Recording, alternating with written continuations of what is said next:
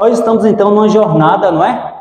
Dentro aí da cronologia dos eventos finais, ou do cronograma, e a gente falou que ia passar, né, por esses itens aqui, pelo menos algum deles, um por um. Na última primeira quarta-feira do mês, nós tratamos sobre o quê? A sacudidura, lembra? Vocês lembram? E hoje nós vamos dar sequência, então, falando de um outro tema que está na sequência do índice desse livro. A gente vai continuar lendo, estudando esse livro aqui. E eu fiquei feliz no outro dia quando alguém disse assim: eu não vejo a hora de chegar logo a primeira quarta-feira do mês para a gente poder dar sequência naquele estudo. Sabe, irmãos, nós somos voluntários aqui. A gente está aqui porque a gente ama a Deus, ama a causa de Deus. A gente não recebe para isso, mas o pagamento, né, vamos dizer assim, espiritual que a gente recebe é quando alguém diz assim: olha, valeu a pena ter ido na igreja aquele dia. Deus falou comigo, Deus me impressionou e eu estou tendo mudança de vida. Então isso para a gente é como se fosse o salário, né? Para a gente que é voluntário aqui. E louvado seja Deus por isso. Irmãos, é necessário que a mensagem do Evangelho, o Evangelho eterno, alcance todo o planeta Terra. Vocês estão cientes disso? É necessário que o Evangelho eterno seja anunciado em derredor de todo o mundo, para que então venha o fim.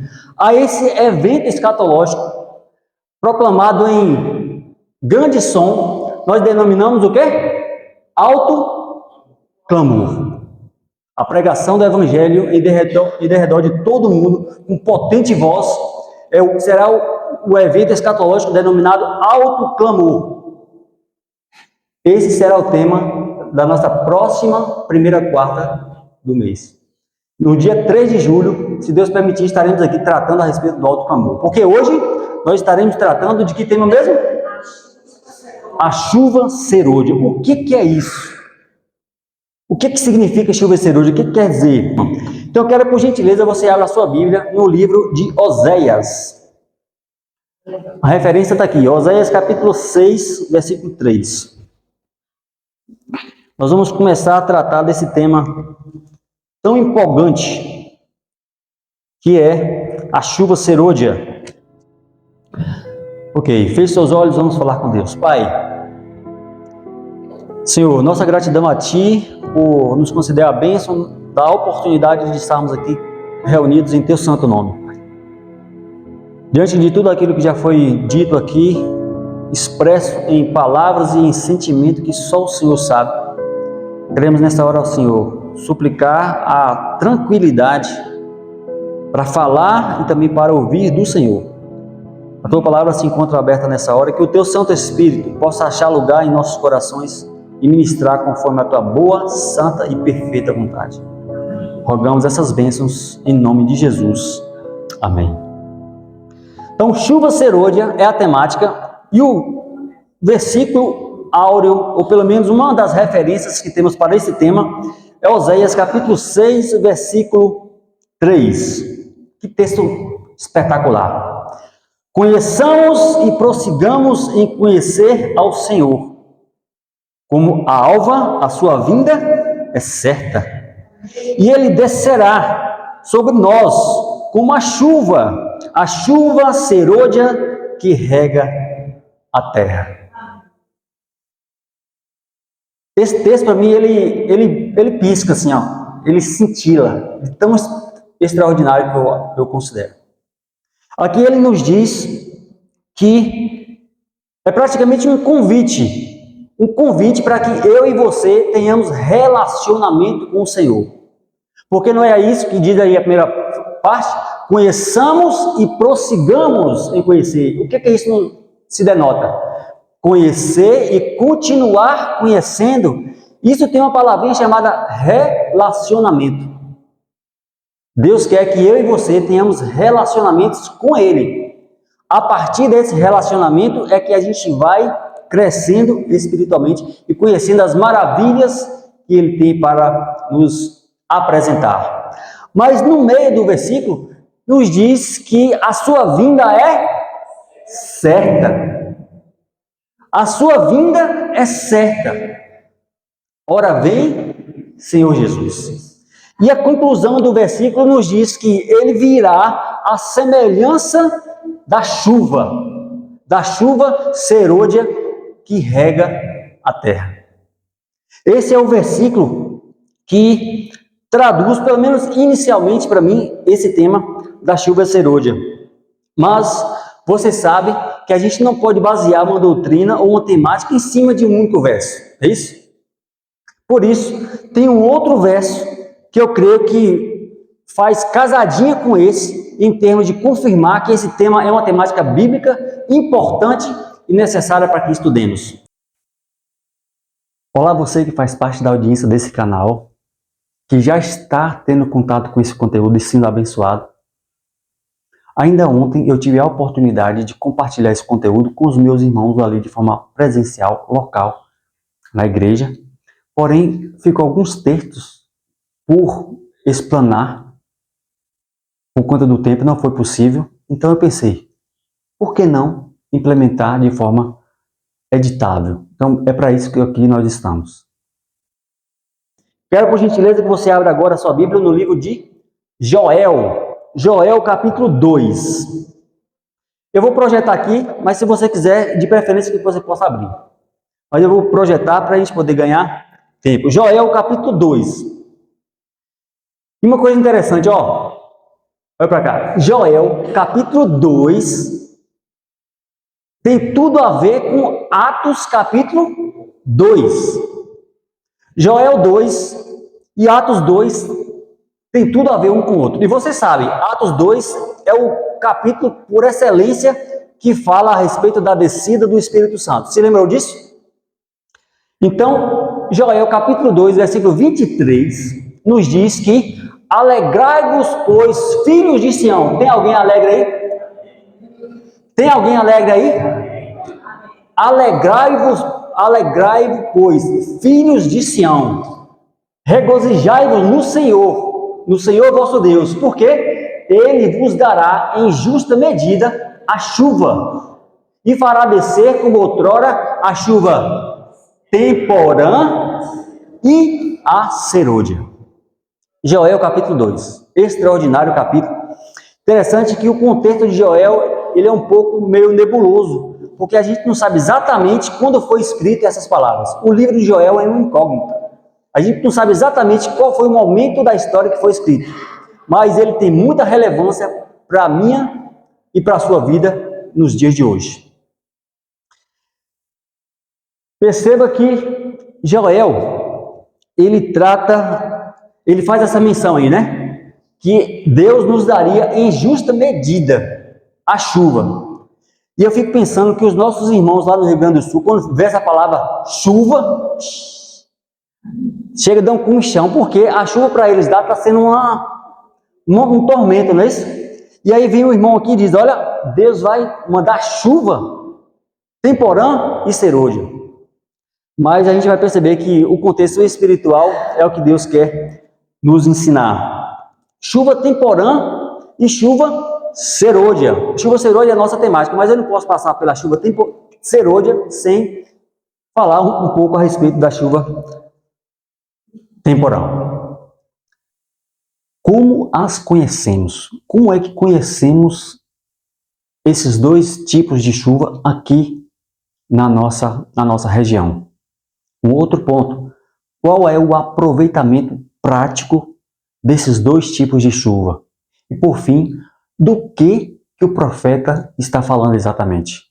Mas eu e você aqui no Ocidente conhecemos por outro nome. Chuva temporã e chuva serôdia, a gente conhece como chuva fina e chuva grossa. Simples assim. Chuva de primeiro semestre, aquela chuvinha que é fina, que não faz o céu escurecer, não tem trovão, não tem relâmpago, é uma chuva marota. É uma chuva que cai fina, mas ela cai o quê? Constante. Sabe aquela chuvinha que molha? Você fala assim, essa chuva molha. Essa é a chuva que molha. Ela é fina, mas ela é constante. É aquela chuva que dá vontade de você ficar assim na janela. Oh, delícia, não é? Lá na roça a gente tem esse costume. Lá na roça a gente tem esse costume. Quando a chuva é temporã, a chuva é fina, marota, a gente fica na porta. Meu pai fica na janela, eu fico na outra, minha mãe na outra, e fica olhando a chuva, lá pro pasto assim. E a serôdia, a característica dessa chuva é uma chuva pesada. Ela é torrencial. Ela faz o céu ficar negro. Ela tem trovão, ela tem relâmpago. Mas a característica dela, ela é rápida. É aquele cacau, sabe aquele cacau, dá aquele pé d'água, mas daí a pouco passa. Porque a finalidade da chuva temporã é fazer com que o lavrador lance a semente. A chuvinha mansa, você vai lá e lança a semente. E faz com que a semente brote, ela germine, ela brote. Já imaginou você lançar uma semente e vai lá com um pé d'água, perdeu a lavoura. Mas se você lança a semente e vem aquela chuvinha fina, já é uma bênção. Faz a semente germinar, brotar e ela fica ali, aquela coisinha minúscula, mas aí ela cresce ao longo dessa constância da chuva temporã. E aí lá na frente, quando vem a serôdia, ela já está forte, ela já está firme, ela já tem caule, ela já tem raiz. Então a característica da chuva serôdia é fazer com que a vegetação, a planta ali, a lavoura, ela amadureça a ponto de ser colhida. Pronto, concluiu o seu ciclo. Enquanto que na temporã, aquela fininha é para germinar, a serôdia é para que ela possa ser colhida, para ela amadurecer e ser colhida. E aí Deus pega esse elemento que é comum à natureza, conhecido pelos lavradores. A gente está falando aqui de uma cultura agropecuária, não é? E aí Deus pega esse elemento que é conhecido e transfere para o espiritual, para que a gente também possa ser beneficiados. Então, do que mesmo que o profeta está falando? Ele está falando de chuva, de colheita, de produção? Ele está falando de algo espiritual. Você continua com a sua Bíblia aberta aí em Joel capítulo 2? Vê aí agora o versículo 28. E a gente vai ver através dessa declaração o que na verdade, do que Joel está falando. Do que Deus está falando por intermédio de Joel para você. Viu? Para mim e para você. Está escrito aí, no versículo 28, do capítulo 2 de Joel. E acontecerá depois, olha para cá, Joel, a gente não sabe exatamente quando foi escrito Joel. Exatamente. Não sabe qual foi o rei que reinava na época de Joel, não sabe ali as relações. O que a gente sabe é que Joel foi escrito antes de Cristo, Velho Testamento. E aí ele diz, e acontecerá depois que derramarei do meu espírito sobre toda a carne, e vossos filhos e vossas filhas profetizarão, vossos velhos sonharão, e vossos jovens terão visões. Irmãos, tem vaga nesse ministério para mim, para você. Você que é idoso, você que é jovem, que nem eu e Tiago, você que é meia idade, você que é criança, tem vaga nesse ministério para todos nós. Porque está dizendo ali que Deus derramaria do seu espírito sobre toda a carne. Os velhos teriam sonhos, os jovens teriam visões e as crianças profetizariam. E no versículo 29, até sobre os servos e sobre as servas derramarei do meu espírito naqueles dias. Então não pode ficar dúvida para mim e para você, que quando Deus diz que vai derramar chuva, a semelhança da chuva serôdia, Ele está dizendo que vai derramar do seu espírito sobre todo aquele que nele crê, sobre todo aquele que estiver disponível para receber do aguaceiro do Espírito Santo. Amém? Amém. Então, irmãos, quando a gente trata a respeito de chuva serôdia, com essa introdução, para a gente poder entrar nos capítulos, nos tópicos do livro, a gente percebe que chuva serôdia e chuva temporã representam duas etapas do derramamento do Espírito Santo. A primeira foi lá no Pentecostes. Ali foi a chuva temporã. Ali foi quando Deus derramou do Espírito, e ali eles puderam lançar a semente. E a semente germinou. E essa germinou tanto que chegou a nós hoje. Mas o que está prometido em termos de profecia é que Deus fará de novo e derramará de novo do teu Espírito. Porém agora como a chuva serúdia, torrencial, caudalosa, com trovões, com raios e relâmpagos. Será que eu e você estamos preparados para receber desse aguaceiro? É para isso que nós estamos aqui, para nos preparar, nos capacitar, buscar de Deus a capacidade para aprendermos isso. Dentro desse assunto, eu não posso deixar de mencionar o sermão de Pedro, registrado ali em Atos capítulo 2, versículo 16 em diante. Por quê? O sermão de Pedro, lá em Atos 2, é importantíssimo porque ele cita, inclusive, o profeta Joel. Olha só, no versículo 16 do capítulo 2, o que Pedro diz? Mas o que ocorre é o que foi dito por intermédio do profeta Joel. Perceba que ele cita por nome o profeta. Aqui você lembra, as pessoas ali receberam o Espírito Santo e foram anunciar com todo vigor a mensagem. Os que estavam ouvindo, alguns começaram a zombar. Vocês estão bêbados. Então Pedro se levanta com toda a autoridade dada por Deus e diz, não, eles não estão embriagados sendo essa hora do dia. Mas o que está acontecendo, na verdade, é aquilo que foi dito por intermédio do profeta Joel. Então, no verso 17, ele praticamente cita na íntegra aquilo que nós lemos lá, referente ao que Joel escreveu. E ele diz assim, e acontecerá nos últimos dias, diz o Senhor, que derramarei do meu espírito sobre toda a carne.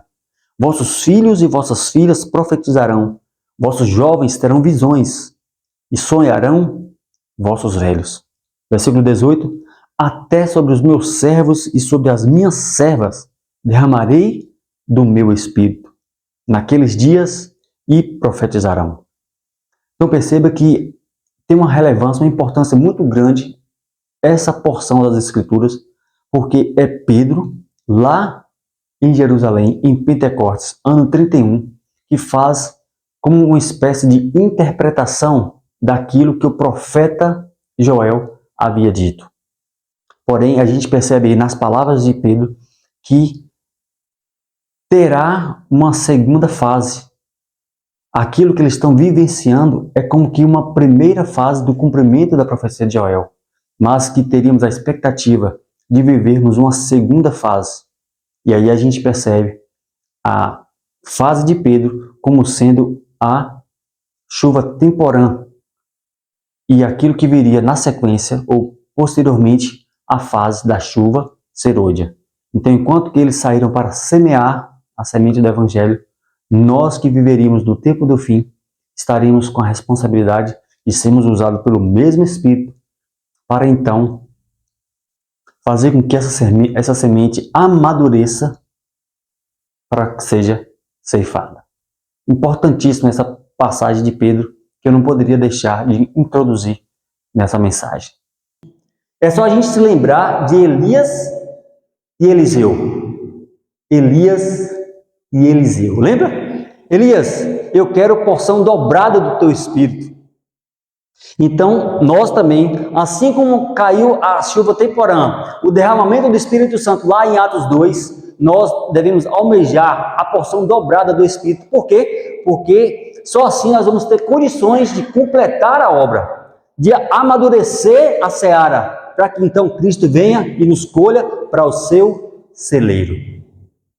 Isso é motivo para a gente dar graças a Deus. Então nós vamos entrar agora nos tópicos do livro. Como é que chama o livro mesmo? Eventos finais. Nós vamos entrar então alguns nos tópicos. O capítulo é o 13 e o nome do capítulo é a chuva serôdia. Eu adiantei alguns tópicos porque eu não posso correr o risco de deixar isso o final, porque esses tópicos são alguns que estão lá no final. Eu não posso correr o risco de deixar para o final e não dar tempo de falar. Então, os que eu achei mais importante eu coloquei na frente. Olha só, capítulo 13 de Eventos Sinais traz escrito que a descida do Espírito Santo sobre a igreja, sobre quem? Sobre nós, sobre a igreja, é olhada como estando ainda no futuro. É, porém, privilégio da igreja tê-la agora. Vocês entenderam isso? A gente fica olhando assim, ó, quando a chuva cirúrgica cair, quando o Espírito Santo for derramado, eu vou querer fazer parte disso. Projetando como muito para o futuro. Porém, está escrito que nós temos o privilégio de receber agora. Então, somente tenhamos a disposição para receber. Um outro tópico, não precisamos nos preocupar com a chuva serôdia. E aí? Não precisamos nos preocupar com a chuva serôdia. Isso traz alegria ao seu coração ou o pesar? Alegria. Não precisamos nos preocupar com a chuva serôdia. Tudo quanto temos que fazer é manter o vaso limpo e com o lado certo para cima. E estar preparados para receber da chuva celestial. O recado está dado aqui. Irmãos, eu não consegui entender esse negócio de chuva serôdia. O que é isso mesmo? Será que eu tenho que ficar preocupado com isso? Se preocupe em manter você como vaso limpo, com a boca para cima, para que quando a chuva cair você possa ser preenchido. Essa é a nossa principal preocupação, né, Tiago? E transbordar e abençoar as pessoas que estiverem ao nosso redor. Essa é a essência da mensagem. Diz mais, não podemos usar o Espírito Santo. É Ele quem deve nos usar. Entendeu, irmãos? Isso aqui é importantíssimo de entendermos. Eu vou suplicar o batismo do Espírito Santo para sobre mim descer poder e aí eu poder fazer e acontecer. Ô vaso, mas se coloque nas mãos de Deus como vaso de honra, para que Ele use você, e não você queira manipulá-lo e usá-lo. Está claro isso? Ferramentas, instrumentos que quanto mais afinado possível, mais útil, mais eficaz vai ser a execução do trabalho do ceifeiro. Outro tópico, o derramamento do Espírito Santo nos dias dos apóstolos foi a chuva temporânea. E glorioso foi o seu resultado. Foi ou não foi? Quando a gente vê ali Atos 2, conversão em massa, 2.000, 5.000, conversão assim extraordinária, milagres sendo realizados por miseráveis pecadores convertidos e cheios do Espírito. Aí eu fico pensando, a conclusão aqui do tópico. No entanto, a chuva serôdia será mais abundante. Então, quando a gente lê Atos 2 e vê aquela extraordinária manifestação do Espírito, a gente se impressiona. Se prepare, porque a manifestação do Espírito Santo como chuva serôdia será ainda mais potente e poderosa. Mais uma vez eu pergunto, você está preparado para esse grande evento? Que começa não pontualmente, mas paulatinamente, à medida que você e eu concedemos lugar para esse Deus. Avancemos. Objetivos da chuva serôdia. Nós vamos ver aqui basicamente 3 objetivos pelo qual a chuva serôdia será derramada. O primeiro deles, ao se aproximar o fim da ceifa da terra, uma especial concessão de graça espiritual é prometida, a fim de quê?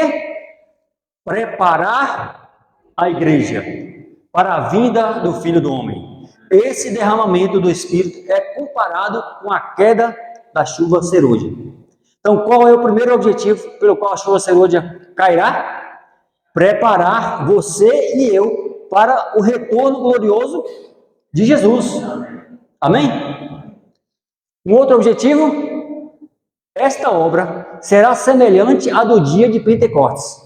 Assim como a chuva temporânea foi dada no derramamento do Espírito Santo, no início do Evangelho, para efetuar a germinação da preciosa semente, a chuva serôdia será dada em seu final para amadurecer a seara. Então, se preparando, a gente está sendo amadurecido. Irmãos, saiba uma coisa, todos nós estaremos maduros na volta de Jesus. Porém, uns vão estar maduros para ser levados para o celeiro do Senhor, e outros vão estar maduros para serem ceifados e lançados no fogo. Mas Deus quer que eu e você, nos preparando nesse tempo do fim, sejamos ceifados para a glória do Senhor. O terceiro e último objetivo aqui, objetivos da chuva serôdia. Vamos lá, a chuva serôdia também é conhecido pelo outro nome, refrigério da presença do Senhor. Ela virá para fazer o quê? Dar poder à grande voz do terceiro anjo e preparar os santos para estarem de pé no período em que as 7 pragas serão derramadas. Quando a porta da graça se fechar, já estaremos selados com o selo do Deus vivo, cheios do Espírito Santo. Só assim, só nessas condições é que teremos a possibilidade de estarmos de pé quando as pragas estiverem caindo. Então, resumidamente, quais são os objetivos da chuva serôdia? Quero que vocês falem. Nos preparar para a vinda de Jesus. O que mais? Nos amadurecer e nos proteger para concluirmos a missão.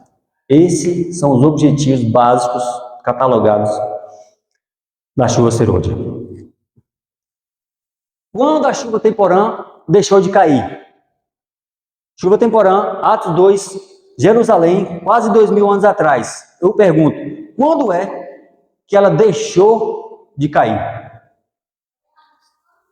Atos 2. Irmãos, a chuva temporã, que começou lá em Atos 2, o derramamento do Espírito Santo, nunca deixou de cair.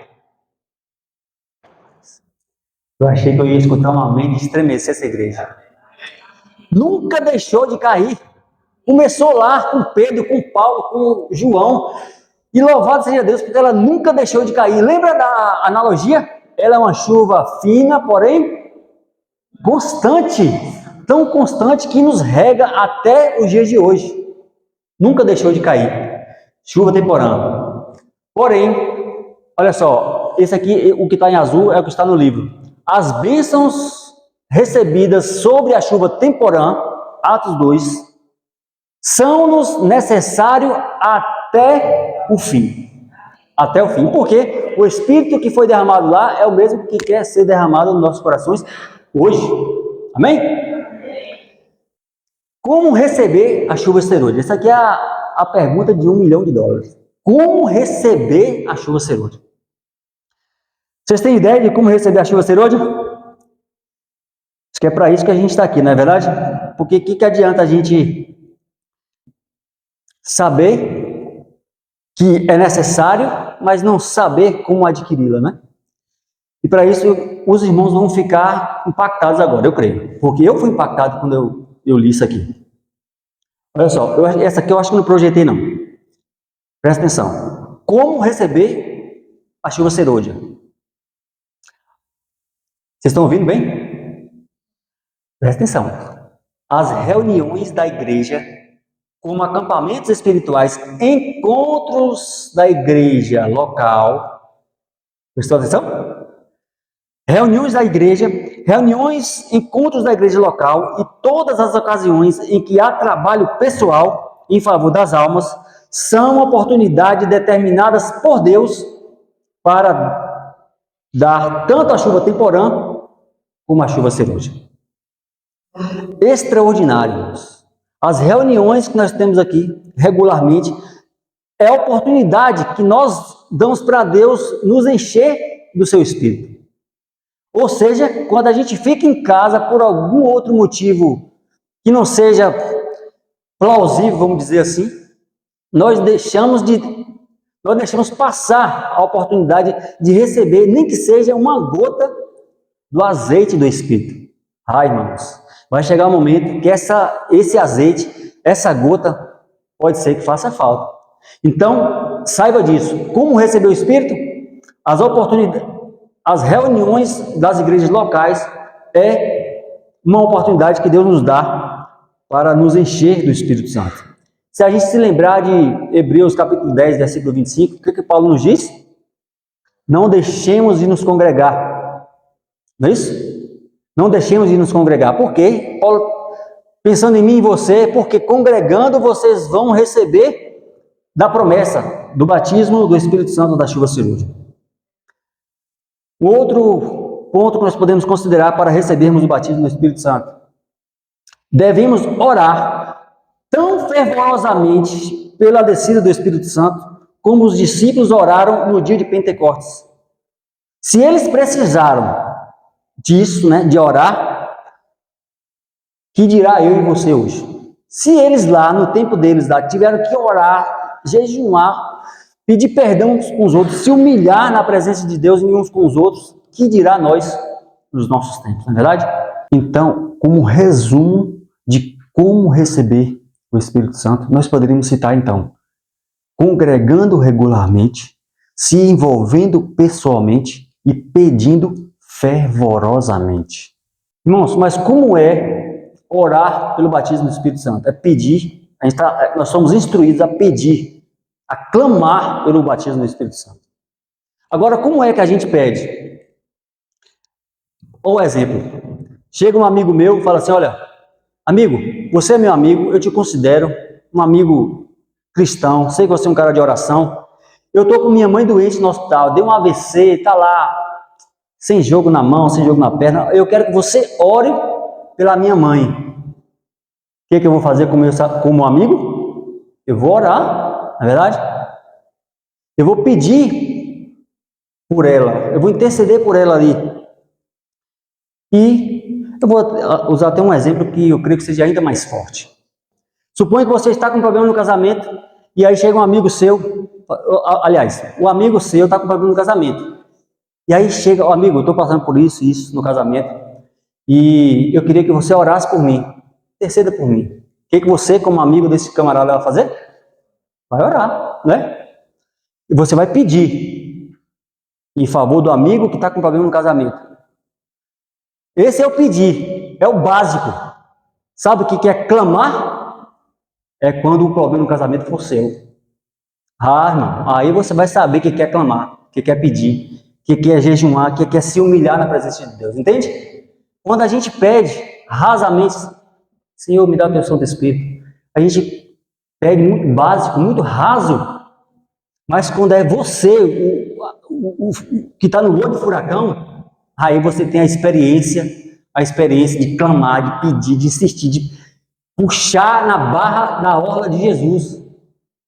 E é isso que quando nós somos orientados para receber do Espírito, tem que insistir, tem que bater, tem que clamar. Essa seria basicamente a mensagem. Aí eu iria tratar aqui a respeito das condições. Afinal de contas, irmãos, tem ou não tem condições para receber desse batismo? Eu fico pensando que Deus não é nenhum irresponsável para dar um avião para eu pilotar se eu não consigo andar nem de bicicleta. Seria uma irresponsabilidade de Deus me conceder o poder do Espírito em forma de chuva serôdia se eu não conseguir administrar, usar nem o poder da chuva serôdia. Entende? Então, dentro do quesito aí, condições para recebermos a chuva serôdia, eu vou também pontuar de forma sistemática aquilo que está mencionado ali no livro. Olha só, que interessante. Condições para receber a chuva serôdia. Permanecermos em Cristo. Sim, morrer para o egoísmo. Eliminar a rivalidade e a contenda, todo tipo de contenda. Cultivar a unidade em meio à diversidade. E praticar, olha só, praticar o amor, de forma que seja visto e sentido entre nós. o grande derramamento do Espírito Santo, o qual ilumina a terra toda com a sua glória, não há de ter lugar enquanto não tivermos um povo esclarecido, que conheça por experiência o que seja ser cooperador de Deus. Queridos, é por isso que eu estou aqui fazendo todo esse esforço tecnológico, inclusive, para que você e eu sejamos um povo esclarecido. Esse derramamento do Espírito Santo, aí é dito que não acontecerá enquanto não formos, eu e você, um povo esclarecido. Temos esperança de ver toda a igreja reavivada? Tal tempo nunca há de vir. Precisamos entrar na obra individualmente. Precisamos orar mais e falar menos. Então, percebeu a importância dessa declaração? A gente imagina ver toda a igreja reavivada de uma só vez, de um só momento, como que um passe de mágica. Aí está dizendo que esse tempo nunca há de vir. Precisamos entrar na obra individualmente. Só os que estiverem vivendo de acordo com a luz que têm recebido poderão receber mais luz. Irmãos, isso aqui é notório. Como é que a gente deseja receber mais luz se a gente não está vivendo nem a luz que já conseguimos compreender? Então Deus quer sim derramar porção dobrada, porém você tem que se utilizar da porção que você já possui. Eu quero concluir, irmãos, com Efésios capítulo 5. Vamos lá. 5:18. E a gente conclui a mensagem da temática chuva ceroja. Eu creio que já ficou claro para os irmãos o que significa esse negócio de chuva ceroja. É o batismo do Espírito Santo, a semelhança do que aconteceu lá em Atos 2, porém de forma dobrada, de forma muito mais intensa. Efésios 5:18 nos diz: e não vos embriagueis com vinho, no qual há dissolução, mas enchei-vos do Espírito. Como é que a gente faz isso? Quando a gente lê o versículo 19 e o 20. Olha só. Falando entre vós com salmos, entoando e louvando de coração ao Senhor. Com o quê? Com hinos e cânticos espirituais, dando sempre graças por tudo a nosso Deus e Pai, e em nome de nosso Senhor Jesus Cristo. A temática bíblica ela vai saltando, mas volta sempre para o ponto em que a mensagem que Deus quer transmitir: não se embriague com o vinho de Babilônia, as doutrinas falsas que fazem você e eu titubear, balançar, mas enchei-vos do Espírito. Só assim Deus vai poder fazer a obra que Ele tanto quer, que é concluir a obra do Evangelho e finalmente voltar a essa terra para fazer aquilo que Ele quer, que é ceifar o seu povo para levar para o celeiro celestial. E aí poder dizer assim: vinde, benditos de meu Pai. Possuir por herança aquilo que você está preparado desde a fundação do mundo. Quer você está à disposição do Espírito Santo para ser preenchidos a ponto de derramar, para abençoar aqueles que estiverem ao seu lado, que você manifeste esse seu desejo levantando a sua mão direita e o céu pegue essa sua decisão e registre com letras de fogo, em momento oportuno possa de fato fazer aquilo que Ele tanto deseja na minha e na sua vida. Vamos ficar então de pé para levarmos uma prece ao Senhor e podermos ir para casa clamando por aquilo, pela promessa do excelso Salvador. Santo Deus, creio que não é necessário dizer mais nada, Senhor, porque o Senhor já ministrou no coração de cada um de nós que nos dispomos a uma noite fria, a estarmos aqui congregados na Tua Santa Casa de Oração. podemos, ó Deus, dizer com convicção que o Senhor impactou a nossa mente, nosso coração nessa oportunidade. Temos a convicção, ó Deus, a certeza de que podemos sair daqui e dizer: o Senhor nos batizou com o Teu Santo Espírito. Nosso coração queima, Senhor, quando abrimos a Tua palavra, e por isso podemos transbordar da essência do Senhor Jesus através do Teu Santo e bom Espírito. Queira, ó Deus, alcançar cada um, inclusive, ó Deus, aqueles que não puderam vir por algum motivo, que a Tua graça, o Teu Espírito possa visitá-los nessa oportunidade, Pai. E que o Senhor possa nos ajudar a voltar para casa na segurança dos Teus santos anjos. Rogamos essas bênçãos hoje e sempre, em nome do Senhor Jesus. Amém e amém.